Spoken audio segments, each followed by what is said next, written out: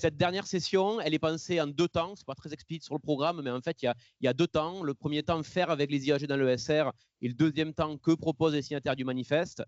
L'idée, c'est une fois qu'on a posé l'ensemble des constats que l'on développe depuis ce matin sur les raisons qui peuvent rendre mal à l'aise les acteurs de l'ESR dans la participation au monde numérique tel qu'il va, au monde de l'IAG ou de l'IA tel qu'il va, une fois qu'on a posé ça, mais que fait-on?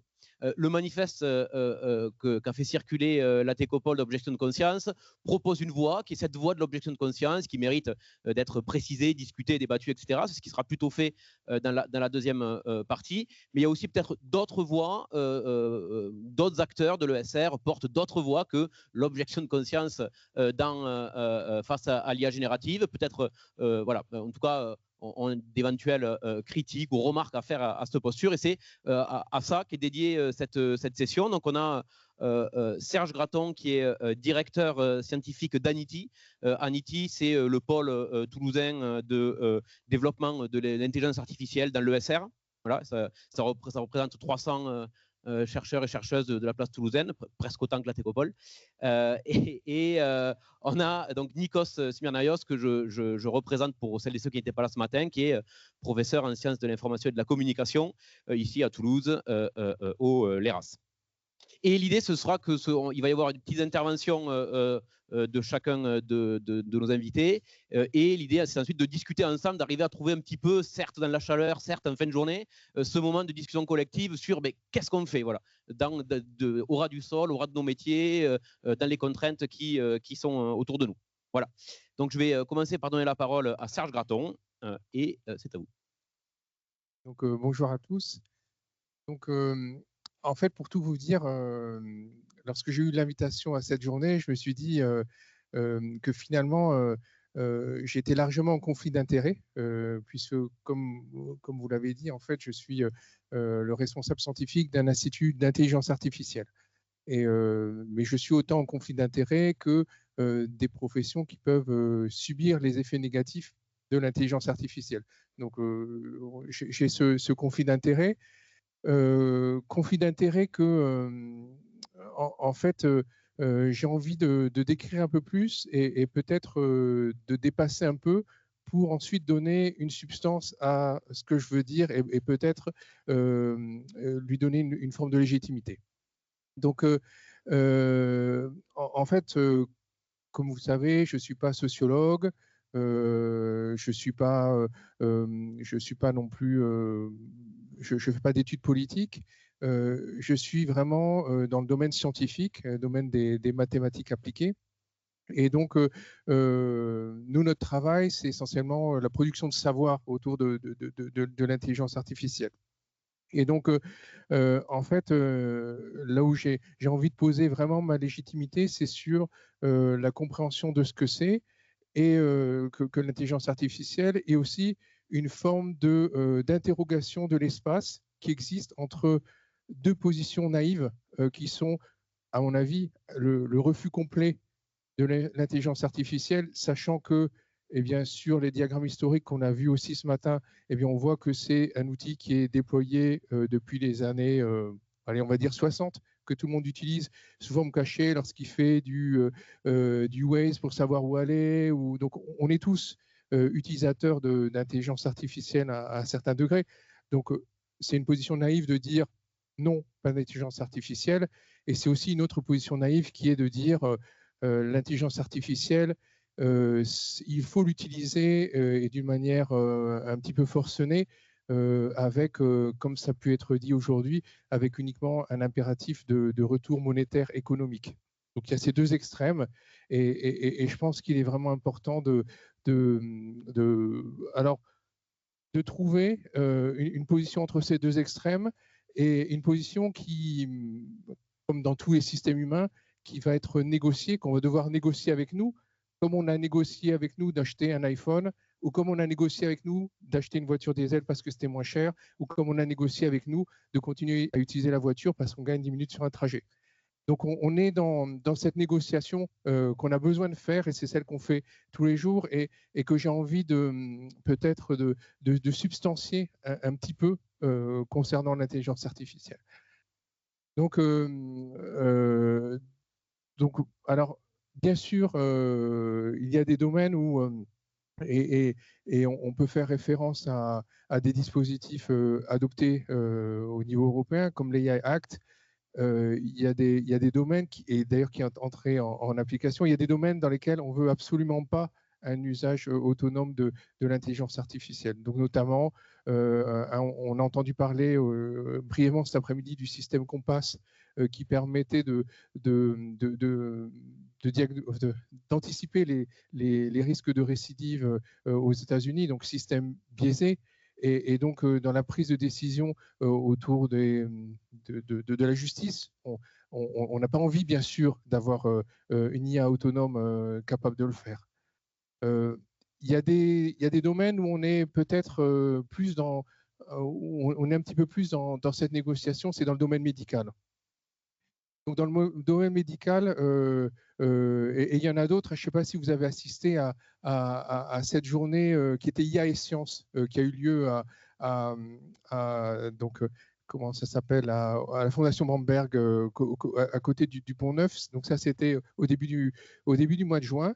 Et là, on a vu ce que permettait de faire l'IA en termes de design de molécules, en termes d'exploration astronomique, en termes de mathématiques aussi, la capacité à raisonner, ou aussi en météorologie. En fait, vous savez peut-être que le fait de prédire la météo, qui était un petit peu l'apanage des pays riches, le Roland-Garros, on arrive à prédire le temps de Roland-Garros à l'heure près pour savoir si on bâche ou pas, mais dans les pays africains, on ne pouvait pas faire ça parce que ça coûte trop cher en ressources.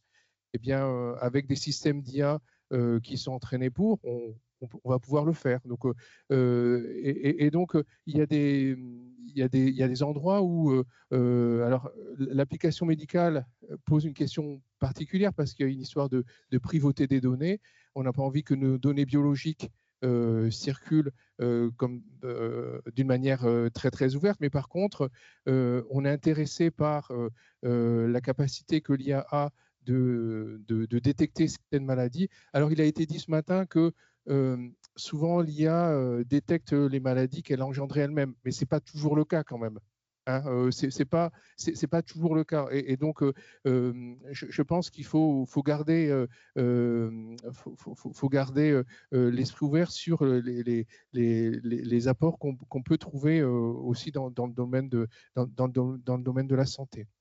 Alors après, donc après, il y a d'autres secteurs où je pense qu'on a besoin de beaucoup travailler sur l'IA. Et donc ça, c'est peut-être ce que je maîtrise le mieux comme directeur scientifique de l'Institut Amity. Donc là, on est dans la recherche. Et alors, si vous regardez donc, dans l'introduction, effectivement, Toulouse, c'est un des instituts d'IA.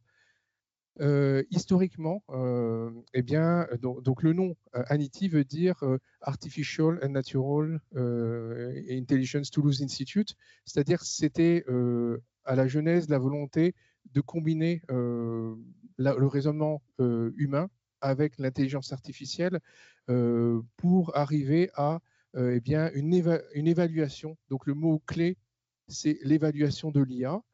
Et dans le domaine de la recherche, ce qui est absolument important en ce moment, et surtout face au développement de ces systèmes qui sont créés par bien sûr les GAFAM, comme ça a été mentionné plusieurs fois, eh bien, il faut arriver à suivre l'impact de ces systèmes, à regarder la capacité qu'ils ont à se tromper, à regarder les risques de leur déploiement massif.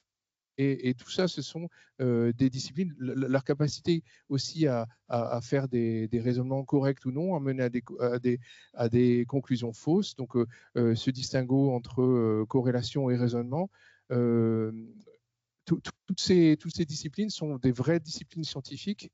Et pour nous, c'est important d'exercer ce droit de surveillance sur ce système. Et on pense même que c'est une des missions de l'ESR, de surveiller ces systèmes en lien avec, et donc c'est très, très pluridisciplinaire, donc c'est à la fois des gens des maths, de l'informatique, des gens aussi de la sociologie, des gens du droit. Donc c'est un panel d'experts qui regardent, qui écoutent, qui expérimentent ces différents systèmes pour en cerner les limites, les dangers.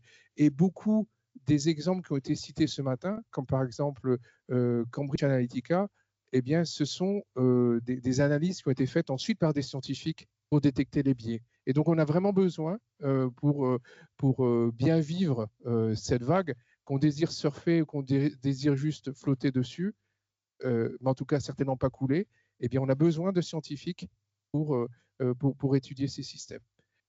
Et peut-être la partie qui m'a le plus impressionné dans ce qui a été dit aujourd'hui, c'est la partie formation, bien sûr, parce que là, il y a énormément d'enjeux. Et pour moi, la pire des choses, c'est déserter.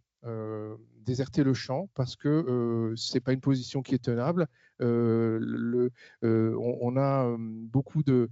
on sait très bien que les gens utilisent beaucoup l'IA, donc notre collègue étudiante l'a beaucoup mis en avant. Donc on est face en fait, à une certaine réalité où on a du shadow IA, donc de l'IA fantôme, qui est utilisé autant dans les entreprises que dans les écoles. Donc on sait très bien que c'est relativement humain que de chercher à augmenter ses performances.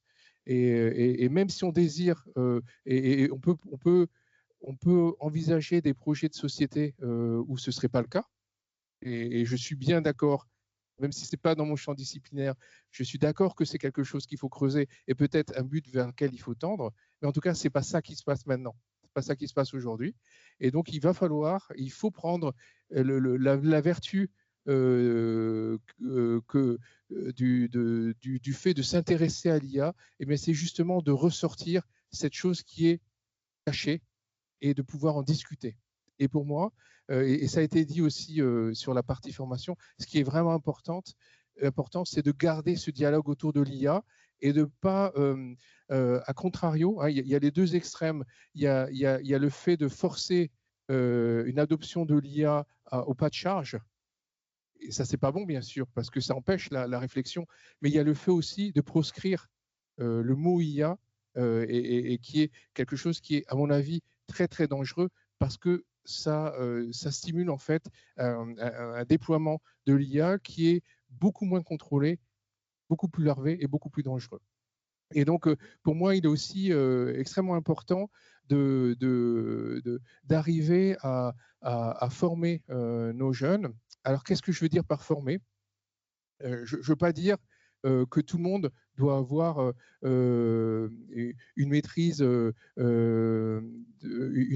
l'IA qui consiste à, au moindre problème, sortir l'IA et résoudre avec l'IA. Ce n'est pas ça que je veux dire du tout. En fait, c'est un petit peu comme le permis de conduire. Moi, là, j'ai plus de 50 ans et j'ai été formé à des techniques de raisonnement, à du travail, à des interactions humaines. Et à ce moment-là, je suis toujours, j'ai sans doute une certaine fragilité toujours par rapport à l'IA parce qu'il a été mentionné que c'est un outil qui est très, très addictif. Donc, il faut toujours faire très, très attention et évaluer notre partenariat avec l'IA. Mais j'ai eu au moins cet apprentissage. Et pour moi, ce qui est important, c'est d'arriver avec cette fois nos jeunes collègues, arriver à leur permettre d'avoir cet esprit critique et alors qui va leur permettre de passer, d'avoir l'utilisation à nouveau qu'ils vont négocier suivant les interactions qu'ils veulent avoir avec le monde, de négocier cette interaction avec l'IA et justement d'éviter un certain nombre d'écueils. Et à des écueils qui a été mentionné, et il y en a deux qui ont été mentionnés et que je trouve extrêmement importants. Un, c'est la perte de confiance. C'est effectivement en utilisant d'une manière forcenée l'IA, eh bien, je ne sais plus que je suis capable de faire des choses ou je perds la capacité de faire. Donc ça, c'est très important d'éviter cet écueil. Et bien sûr, l'autre écueil, eh bien, c'est l'effet béquille, c'est-à-dire que par la confiance, je perds la compétence parce que je ne me forme plus à faire ça. Et donc ça, c'est des points qui sont très très importants, mais qui invitent à nouveau à investir, comme cette fois enseignant, parce que je suis aussi enseignant, investir le champ de l'IA pour trouver eh bien, les bonnes manières d'interagir en termes de formation. Et donc là, bien sûr, je n'ai pas de recette miracle, mais je pense que c'est une période, bien sûr, qui est une révolution très très forte à laquelle on doit faire face.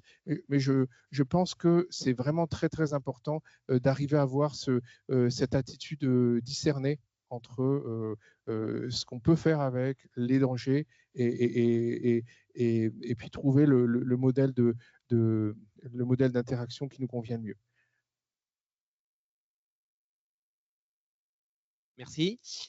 Donc, on peut prendre 5 minutes de retour, comme là, sur la première session de la matinée, avant de donner la parole à Nikos et ensuite de prendre plus longtemps de discussion. Est-ce qu'il y a des réactions un petit peu immédiates sur des questionnements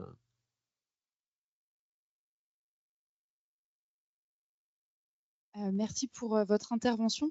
Moi, j'avais une première question par rapport à l'introduction de votre propos, qui disait que le refus de l'intelligence artificielle était une position naïve parce que tout le monde l'utilisait et que tout le monde était en train de l'utiliser, de l'adopter, etc. Et j'aurais, enfin, à mon sens, c'est pas suffisant pour comment dire qu'une position est naïve. Pour prendre un élément de comparaison, si on regarde par exemple la question du pétrole ou des énergies fossiles, à la fois, oui, tout le monde l'utilise et nos sociétés en sont complètement dépendantes, mais en même temps, on sait que face aux effondrements bioclimatiques, il est éminemment nécessaire de penser la manière de s'en défaire.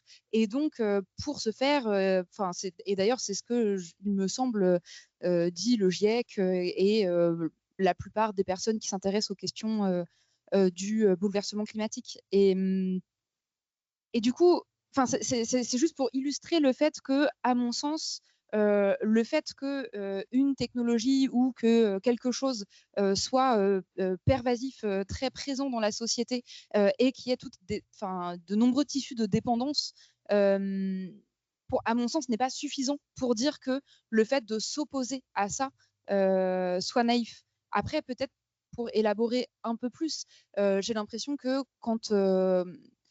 que les personnes qui vont porter un refus de l'IA, c'est pas de dire, ça ne consiste pas à dire demandons à l'État, au gouvernement, etc., d'aller vers justement un arrêt, etc. Parce que effectivement ça peut paraître un peu naïf, mais j'ai l'impression qu'il y a une autre voie qui est celle de comment est-ce qu'on s'organise collectivement pour résister face à cette vague. Et donc, ma question, c'est est-ce que, selon vous, pourquoi est-ce que cette position-là est naïve, si c'est bien celle-ci que vous critiquez comme naïve? Oui, voilà.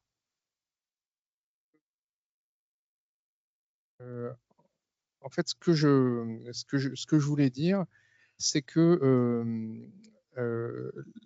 s'opposer maintenant à l'IA, avec le degré de pénétration que l'IA a dans nos vies, c'est-à-dire, je ne sais pas si vous avez un téléphone portable, je ne sais pas quel est le degré d'équipement que vous avez chez vous, mais s'opposer à l'IA, pour moi, ça veut dire vivre dans un système qui est extrêmement peu numérisé. Et donc, ça veut dire même vraisemblablement téléphone, télé, beaucoup de choses. Et donc, attendez, je finis juste mon point de vue. Donc, pour moi, je me prononce pas sur est-ce qu'on peut déployer un projet politique qui permet de s'abstenir de l'IA à terme. Et d'ailleurs, si vous avez écouté mon entrée en matière, je l'ai vraiment dit. Et donc, pour moi, c'est simplement, face à cette technologie-là, pour moi, on est obligé de faire face d'une certaine manière. Et ce que j'ai essayé de décliner, c'est les manières en question qui pouvaient être le refus complet sur certaines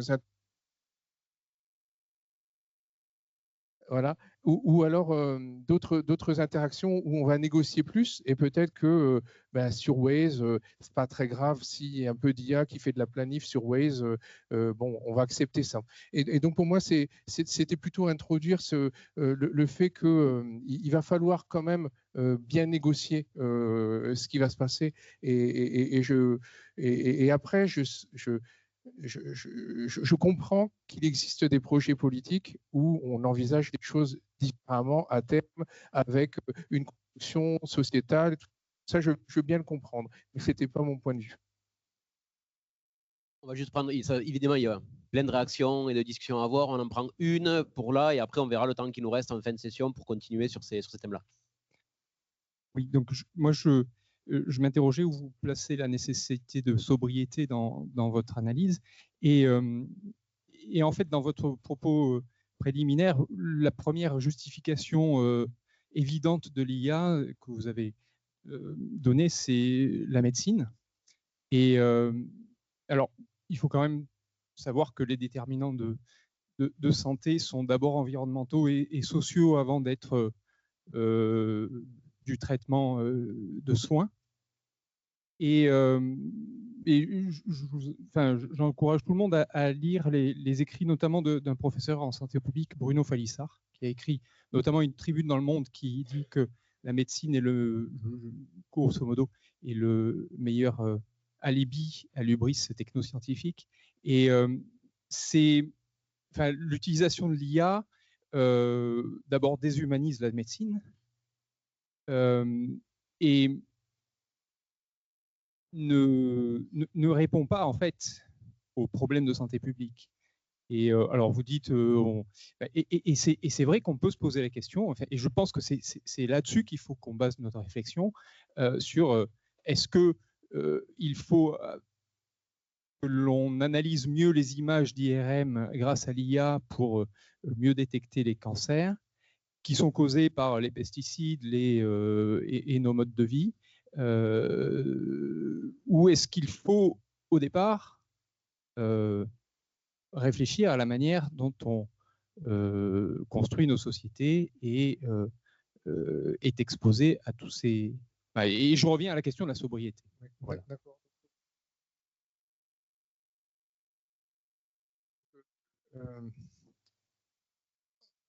Donc j'ai pris un exemple de médecine qui est effectivement de la médecine plutôt curative autour des cancers. Je ne sais pas si vous savez, mais lorsque vous faites opérer, eh bien, on va vous injecter une dose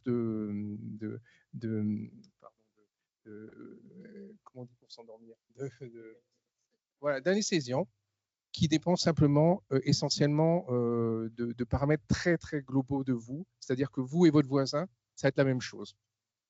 Et donc, ça veut dire qu'il y a un certain nombre d'opérations de la médecine où on n'est pas capable de s'adapter à l'individu. Et s'adapter à l'individu, eh bien, donc ça, c'est ce qu'on appelle la médecine personnalisée. Et donc, ça n'empêche, et ça déshumanise pas, parce que ça veut dire simplement que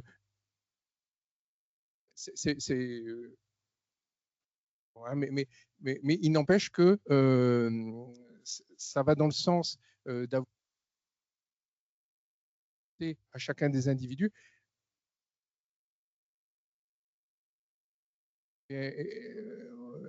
Voilà. Oui, alors c'est pour ça que les technologies souvent sont très coûteuses. Et c'est comme la météo. On disait, non mais la météo, savoir le temps à Roland-Garros, jamais on saura faire ça dans d'autres pays. Mais si, on peut. On peut, simplement, ça veut dire des développements scientifiques, ça veut dire... et après, est-ce que vous avez la vue dans 30 ans par rapport aux autres ruptures qui vont arriver? Peut-être que votre diagnostic est le bon, mais ce n'est pas du tout sûr. Et la recherche fondamentale est basée, et ici je ne vais pas parler du déploiement, mais la recherche fondamentale, son travail, c'est ça. C'est de voir quelles sont des techniques qui peuvent améliorer une pratique, alors avec un certain nombre de précautions, bien sûr, déontologiques autour de cela, et ensuite de regarder si elles sont amenables à la grande dimension ou pas. Mais si vous regardez ce qu'on savait faire il y a 60 ans, je pense qu'on n'aurait pas pu prédire exactement ce qu'on est capable de faire maintenant, et à la fois, malheureusement, le bien et le mauvais, bien sûr. Je sais que c'est très frustrant, mais on va prendre l'éclairage de Nikos maintenant, et après, avec le temps qui nous reste, on re-engagera ces discussions-là. J'espère ne pas être très frustrant, du coup. Alors, juste pour faire un lien avec la discussion tout à l'heure, il se trouve qu'on fait des enquêtes, nous, sur l'opinion publique, sur la couverture médiatique des différentes questions sociales et technologiques dont on travaillait sur l'IA. Et c'est vrai que la médecine, l'application médicale est vraiment l'argument massif qui est utilisé pour légitimer l'IA, parce que c'est vrai que c'est difficile à contrer. Quand on vous dit on va soigner des gens qu'on ne peut pas soigner aujourd'hui, bah là, forcément, on est un peu court d'arguments. C'est juste pour revenir sur le débat de tout à l'heure. Alors, j'avoue que je ne suis pas très à l'aise dans ce panel pour plusieurs raisons. La première raison, c'est que je ne suis pas spécialiste de l'enseignement supérieur. Je ne fais pas de la sociologie de l'enseignement supérieur. Je ne suis pas non plus spécialiste de l'IA non plus. C'est un terrain, entre autres, donc je me demande pourquoi je suis là. Et par ailleurs, je vais tenter un exercice pour être un peu en raccord avec mon panéliste là. C'est-à-dire, je vais essayer, après tout ce qu'on a entendu aujourd'hui, c'est difficile, mais je vais quand même le faire, de penser un peu contre moi-même et d'essayer de faire un peu l'avocat du diable pour voir où peut nous mener cette discussion.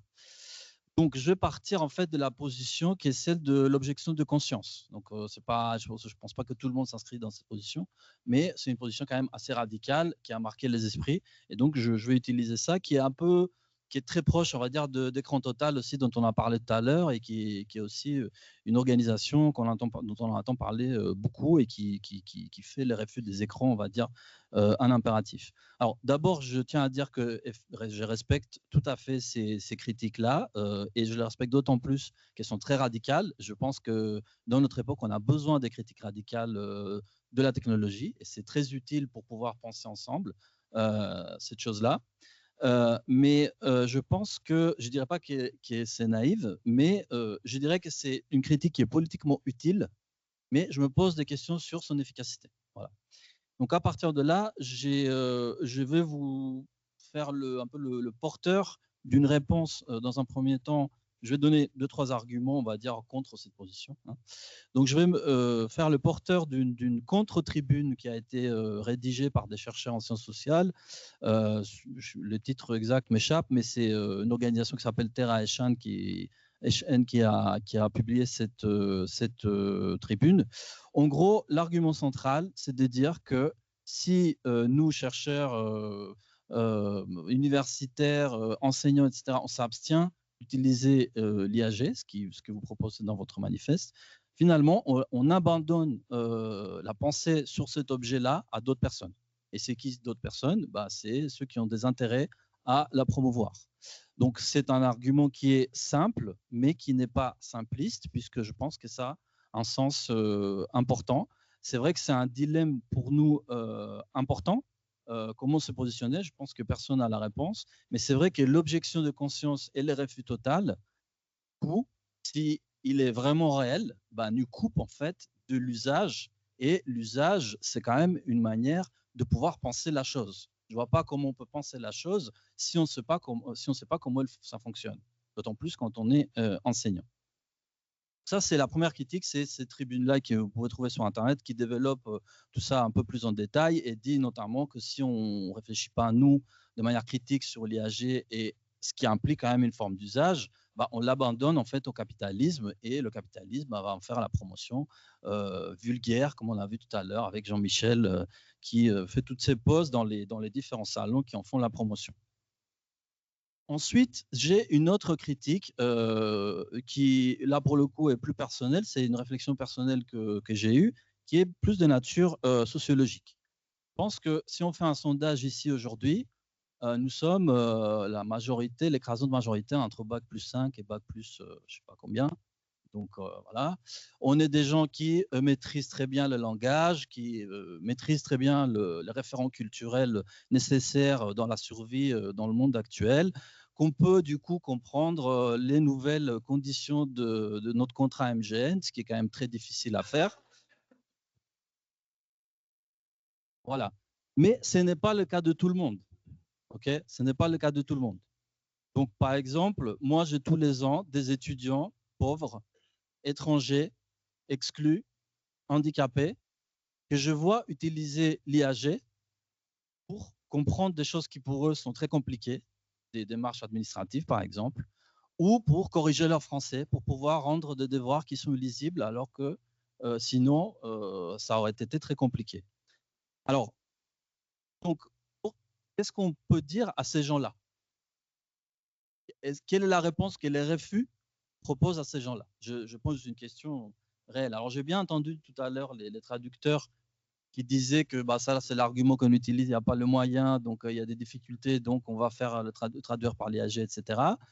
Et le plus de moyens, ça serait une solution, je l'entends, mais du point de vue pragmatique, qui est celui des gens qui ont des besoins spécifiques et qui n'ont pas les moyens culturels, le capital symbolique dont nous disposons nous aussi, c'est quand même une question qui reste ouverte. Et je rappelle ici des études sociologiques qui ont montré que quand vous examinez l'usage que font les jeunes des réseaux sociaux, on s'aperçoit en fait que les classes supérieures, les jeunes de classe supérieure, c'est ceux qui postent le moins sur les réseaux sociaux parce qu'ils ont conscience, ils ont appris, ils ont été acculturés, éduqués de cette façon-là, ils ont appris que l'exposition de sa vie privée, ce n'est pas une bonne chose, alors que les gens les jeunes des classes populaires, parfois qui proviennent avec des familles qui ont des problèmes ou des familles qui ne parlent pas le français, etc., et qui sont moins équipées, bah, ils ont tendance à s'exposer plus. Donc, on voit bien que là, il y a quand même une dimension sociologique qu'il faudrait prendre en compte dans notre réflexion. Le troisième point argument, c'est un peu lié à ce que tu as dit tout à l'heure. Bon, je vais être un peu méchant, mais c'est juste pour passer l'argument. Hein. Plusieurs personnes qui m'ont écrit pour s'organiser cette journée et qui sont tout à fait associées au mouvement de l'objection de conscience, je pense, utilisent une adresse Gmail. Je pense que là, il manque quand même un petit peu de réflexivité. Alors, je ne suis pas là pour donner des leçons aux gens et leur expliquer ce qu'ils doivent faire. Mais quand vous utilisez une adresse Gmail, en fait, vous donnez tous vos contenus de vos mails à Google pour qu'il entraîne son lien. Donc, je veux bien qu'on refuse d'utiliser ChatGPT, mais si en même temps on utilise Gmail et puis un smartphone et puis une box et puis un Netflix et puis YouTube, etc., je vois mal comment cette objection-là peut être cohérente. D'accord ? Donc, par exemple, écran total, je trouve la démarche plus cohérente puisqu'il n'y a pas de portable, a priori, il n'y a pas toutes ces machines-là. Donc, quelque part, d'un point de vue de la cohérence interne de la position, je trouve ça plus important. Donc, ça, ce n'est pas pour faire de la blague contre ces personnes qui ont adresse Gmail. À mon avis, il y en a pas mal ici. Mais c'est pour dire que la question de l'IAG s'insère dans une problématique plus large qui est la place du numérique dans notre société et qui est donc qui est plus complexe à résoudre qu'une simple abstention. Quatrième argument, et puis je vais vous donner ma solution magique après sur que faire, c'est que la démarche de l'objection de conscience ou de l'abstention totale, à mon avis, donc ça c'est mon biais sociologue des industries culturelles, parce que nous on est dans une école qui a pris le concept d'Adorno, je pense que vous êtes familier, l'industrie culturelle. Adorno a critiqué l'industrie culturelle en disant l'industrie culturelle c'est aliénant, c'est le capitalisme, c'est du lavage de cerveau, etc. Et nous on a pris ça et on a dit bon, c'est pas l'industrie culturelle, c'est les industries culturelles. Mediapart, c'est une industrie culturelle. CNews, c'est une industrie culturelle. Ce n'est pas tout à fait la même chose. On ne peut pas émettre exactement une critique globalisante. Donc, je pense qu'on peut appliquer la même démarche sur l'IAG. Autrement dit, l'IAG, pour donner un exemple concret, un modèle open source installé sur mon ordinateur que je vais utiliser pour une tâche n'est pas la même chose que ChatGPT. D'accord ? Ça n'a presque rien à voir, en fait. Donc, voilà, qu'est-ce qu'on fait de cette question, de cette différenciation des technologies? Donc, j'en arrive maintenant à ma petite conclusion. Donc, que faire hein, comme Lénine, ça, c'est une grande question à laquelle il faut il faut répondre. Ma réponse va être un peu, disons, un peu bateau. Je m'excuse par avance. Je vais répéter un petit peu l'argument que j'ai fait tout à l'heure ce matin pour ceux qui ont entendu sur le journalisme. Ce que j'ai expliqué, c'est que aujourd'hui, l'IAG est en train de remplacer les journalistes dans les rédactions, mais c'est pas le problème ne vient pas de l'IAG en tant que technologie, ni même des capitalistes qui essayent de vendre l'IAG. Le problème vient du journalisme et de son évolution d'ensemble depuis maintenant 30 ans. Donc, le journaliste, en fait, il s'est mis en position d'être remplacé. Donc, qu'est-ce que je vais dire par là? Je vais dire que l'enseignement supérieur, c'est un petit peu la même chose. On en a parlé tout à l'heure. Nous sommes aujourd'hui dans un enseignement supérieur qui est dominé. Donc, pour les plus anciens, on se rappelle peut-être la lutte contre la LRU. C'est l'origine du mal, on va dire, hein, en quelque sorte. Mais on a quand même finalement accepté l'autonomie des universités. On a accepté la compétition. On a accepté l'évaluation individuelle. On a accepté la recherche par projet. Et donc, finalement, on s'est rendu en quelque sorte prêt pour l'arrivée de la sous-traitance auprès de l'IAG, qui est une réponse à toutes ces logiques-là. D'accord? Donc, à mon sens, la réponse la plus adéquate, avec l'objection de conscience, avec l'abstention, avec la critique, avec tout ce que vous voulez, c'est quand même de se battre, revenir sur toutes ces réformes néolibérales et revenir à un état d'université de service public où il n'y a pas de compétition entre collègues, où les conditions de travail ne sont pas écrasées, où les salaires sont corrects, où les collègues sont valorisés, où il n'y a pas de financement par projet avec la précarité que ça génère. Peut-être que si nos luttes politiques, syndicales, collectives arrivent à inverser, on va dire, cette tendance-là, peut-être qu'on sera un peu plus équipé pour faire face aux enjeux technologiques actuels. Voilà, merci.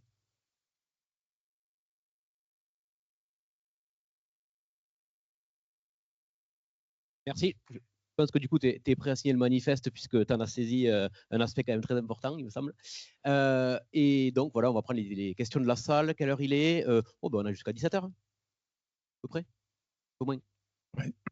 Bonjour, Pablo, je suis Prague à l'IUT de Blagnac, à côté de Toulouse, Prague de maths. C'est pas tellement une question, c'est plutôt quelque chose qui va s'apparenter à une critique, et c'est pas tellement aux deux intervenants, mais c'est plutôt aux organisateurs. Donc merci beaucoup, beaucoup, beaucoup pour cette journée que j'ai trouvée formidable.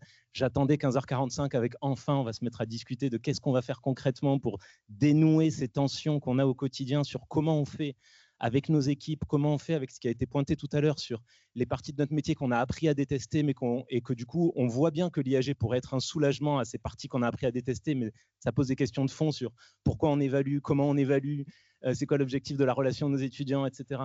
Comment on sort de la logique de contrôle. Enfin, tous ces trucs qui sont difficiles en particulier pour des trucs que vous avez pointés tous les deux, mais on n'est pas naïf. Personne dans la salle n'est naïf. Personne dans la salle pense que en mettant une étiquette objection de conscience sur le front, on aura réglé les problèmes. Ne nous prenez pas pour des débiles. On n'est pas débiles. Mais pour autant, donc on sait bien qu'il y a des étudiants ou pas que des étudiants, que nous-mêmes ou plein de gens autour de nous trouvent utile d'utiliser l'IA dans certains contextes. On le voit bien, ça. La question, c'est comment on rentre en résistance. Et ça c'est une question compliquée. Et ce n'est pas deux intervenants qui nous font la leçon qui vont nous aider à avancer dans ce sens-là. Je suis très frustré, hein, mais vraiment très. Ouais, je sais, mais je viens de passer 1 heure frustrante et j'ai failli quitter la salle. Pour moi, c'était extrêmement frustrant de m'entendre donner des leçons de cette manière-là. Ouais, mais me coupe pas, enfin. J'ai tenu pendant 1 heure.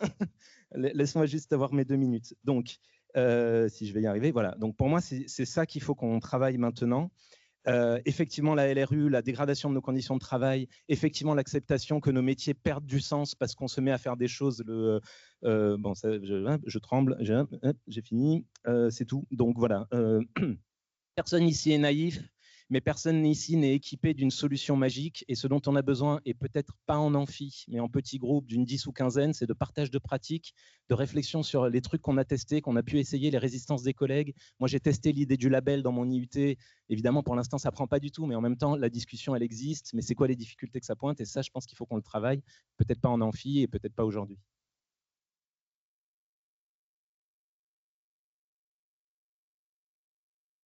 Alors oui, ça va venir dans un second temps. On va illustrer des poches de résistance. On prend peut-être une deuxième question. Moi aussi, en fait, je voulais rebondir à ce début de l'introduction et vous poser une question à vous. Je voulais rebondir d'abord sur les débuts de l'introduction et vous demander à vous aussi si c'est pas la vôtre des questions qui est naïve, en fait. Parce que l'approche du balance automatique du système qui donne la meilleure solution, c'est ce qu'on nous renvoie depuis 10 ans au niveau, en tout cas des institutions, et il ne me semble pas qu'on avance. Donc déjà posez-vous cette question, j'en ai une autre.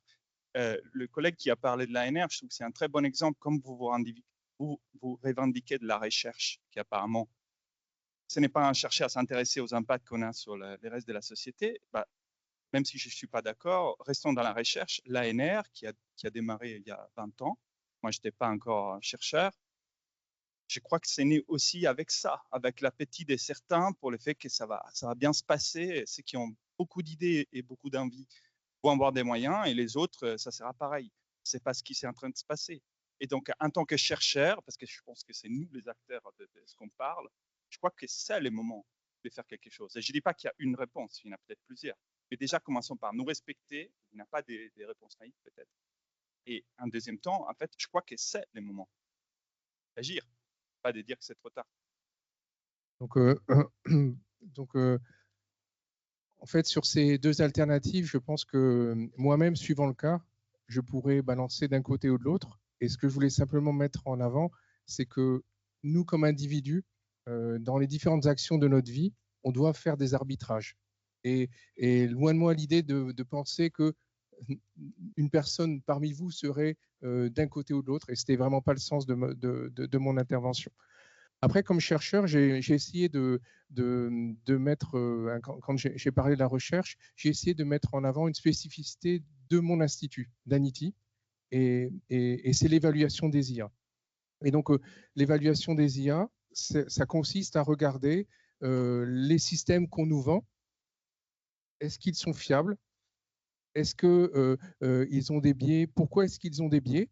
Est-ce que ce serait possible d'avoir des systèmes beaucoup plus raisonnables, ouverts? Est-ce qu'il faut labelliser les données pour pouvoir tout reproduire? Quel est le côté de la science reproductible là-dedans?